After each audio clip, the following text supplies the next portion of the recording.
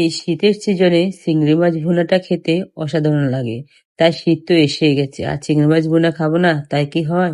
তাই তো আপনাদের জন্য আজকে চিংড়ি মাছ ভুনাটা নিয়ে আসলাম। আসসালামু আলাইকুম everyone, welcome to cooking network. কড়াইতে কিছু পরিমাণ তেল দেব।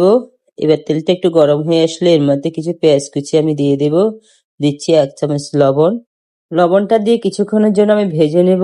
তারপর আমি কেটে রাখা কিছু টমেটো আমি এখানে দিয়ে দিচ্ছি। যে কোনো রান্নাতে টমেটো দিলে এর কালারটা একটু সুন্দর আসে, তাই দিয়ে দিলাম।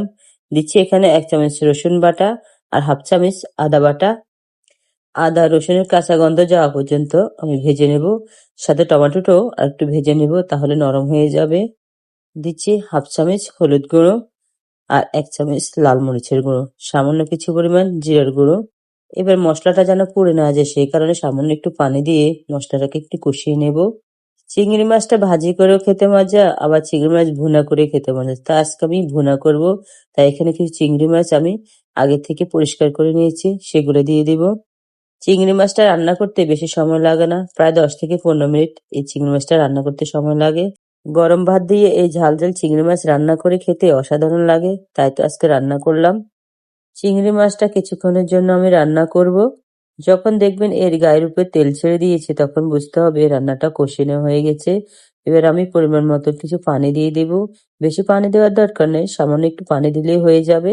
2 থেকে 3 মিনিট রান্না করার পর চিংড়ি মাছের কালারটা ঠিক এভাবে হয়েছে। এবার আমি একটু নেড়েচেড়ে দিচ্ছি। আর নামানোর কিছুক্ষণ আগে কিছু কাঁচামরিচ আমি কেটে রেখেছি, সেটা দিয়ে দিচ্ছি আর দিয়ে একটু নেড়েচেড়ে দিচ্ছি।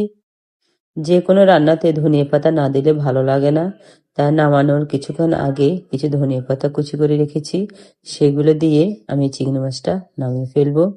এই তো আমার রান্না করা পুরাই শেষ। আজ এ পর্যন্ত, সবাই ভালো থাকবেন। আর আমার এই রেসিপিটা যদি সবার কাছে ভালো লাগে অবশ্যই আমাকে লাইক সাবস্ক্রাইব দিতে ভুলবেন না। আল্লাহ হাফেজ।